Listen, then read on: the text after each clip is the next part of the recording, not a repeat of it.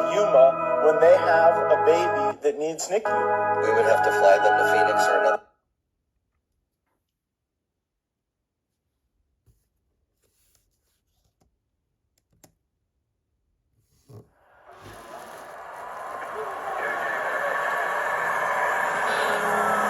In regards to the activities that we're seeing here, it's not staying in the border, it's going across the nation, and I don't think you'll find a sheriff now throughout the United States that doesn't say that they're actually now a border county because of what the impacts they've had in their communities. I thank the gentleman. Now yield to the gentleman from Florida, my friend, Mr. Gates.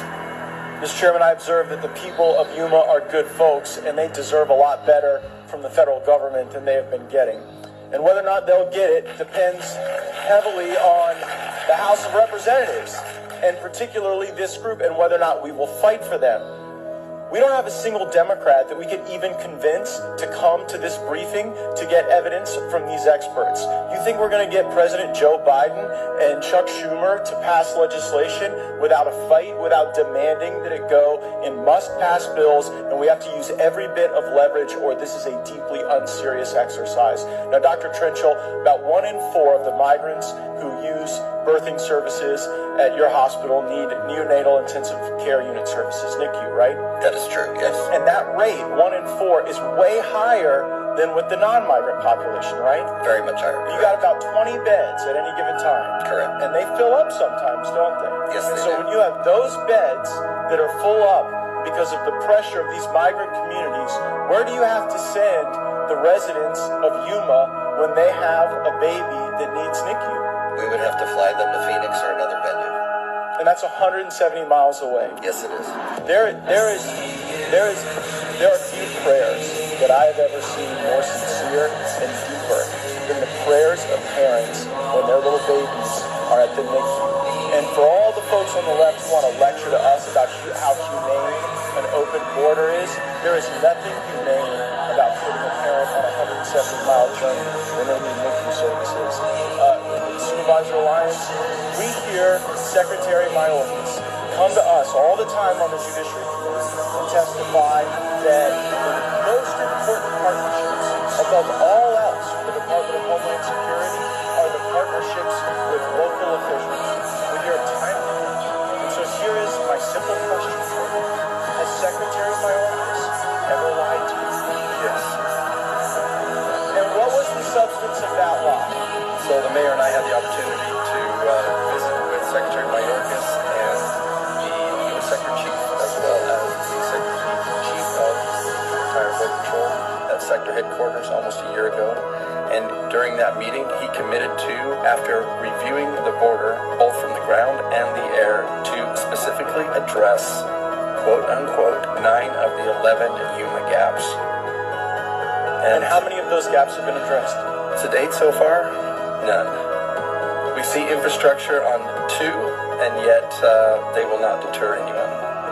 This is my 4th time here with you. I think Yes, if I sir. come any more often, I'm going to be eligible to vote in you. Thank you for coming back, Matt. But in these District 2 is circumstances, it seems as though it's not a great mystery where the pressure points are, where we have gaps in the wall, and where we have recalcitrant tribes. And so in those circumstances, should we observe that this is a lack of capability or a lack of will to go and plug those holes? A lack of will. We've followed up multiple times, as well as Yuma Sector Border Patrol staff and with undersecretaries, and we were told time and time again that they were issuing contracts, that we would have it no later than June of last year, then no later than September, then no later than November. Every time it kept getting pushed out. So would a reasonable person observe that this is on purpose? My wife says I'm not a very patient person, but I was patient every time that I called, and they continued to push this process out. It's not reasonable. Well, the American people are losing their patience. We ought to be losing ours. And while we greatly appreciate the 3 of you being here to answer our questions, the day will come soon when Secretary Mayorkas has to come and answer our questions. And to my colleagues, if he'll lie to Mr. Lyons and lie to the community here, then he will lie to us and he will lie to the American people. And that's why I'm very proud to co-sponsor Representative Biggs' articles of impeachment against Secretary Mayorkas, because this is not a lack of ability. It is a lack of will. Mr. Lyons, I'll give you the last word. Mr. Gates, thank you very much. And to what Mr. McClintock was saying, as far as the cartel violence, over the last 14 months, the sheriff and I have been made aware of over 200 assassinations in San Luis Rio, Colorado, where the cartels are targeting law enforcement. This last weekend, we had another officer shot, and then retribution the following night. So when you talk about that violence, it's here at our border. They are in control, and we want to take our control, our border control back. And we need an administration that has the will to secure our borders, and that's what we're asking you to do. And I thank you very much for being here. Mr. Chairman, my time's expired. I will not. I thank the gentleman. Well, now recognize the gentleman from Wisconsin, Mr. Kitty. Thank you very much. Let me follow up on that. Sheriff, do you believe the United States government has control of the border here with Mexico? I believe that we are trying, and our Border Patrol partners are trying very hard. The cartels are the ones that are creating the narrative and controlling the activities all along the 2,000 miles of international boundary. Do you have the ability to identify migrants who are inadmissible to the United States for criminal reasons or prior deportations? We do not have access to that. Is ICE or CBP actively assisting you in the process of migrants?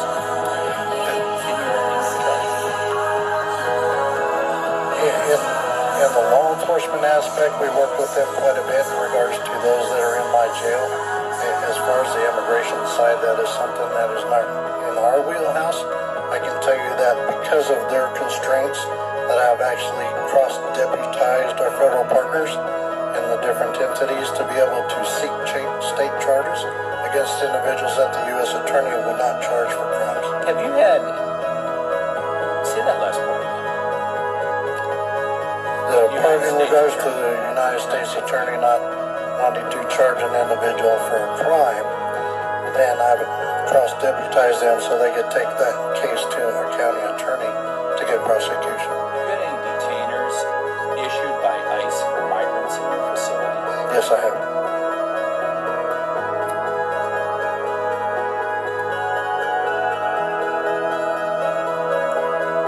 As a result of the illegal migration coming across our border, are they harming the environment?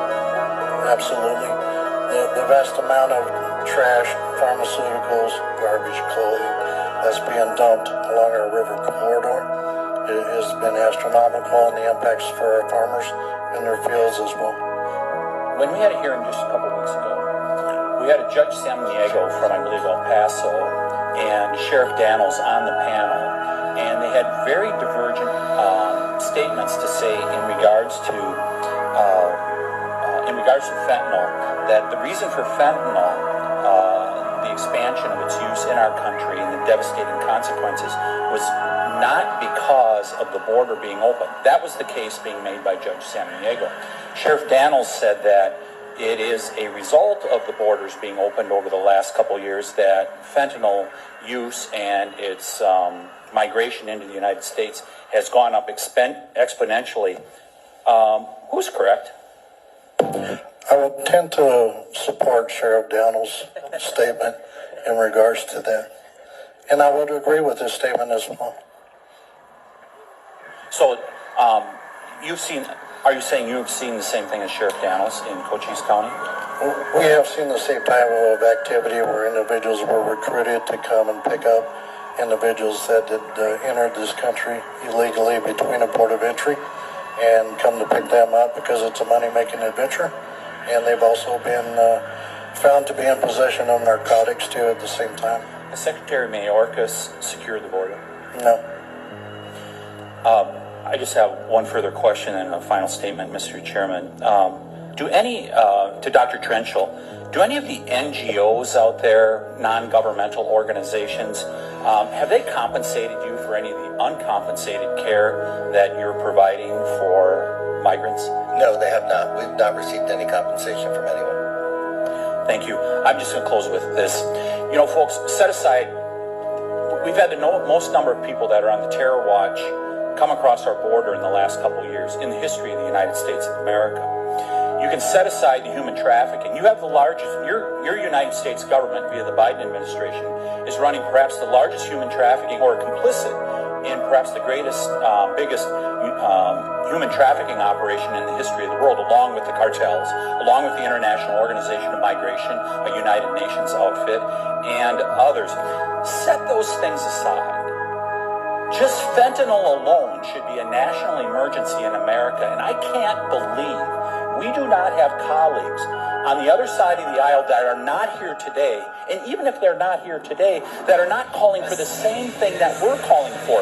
At a minimum, secure the border to stop the fentanyl, or at least reduce the amount of fentanyl coming into America that has made every state, including my state of Wisconsin, a border state. I yield back.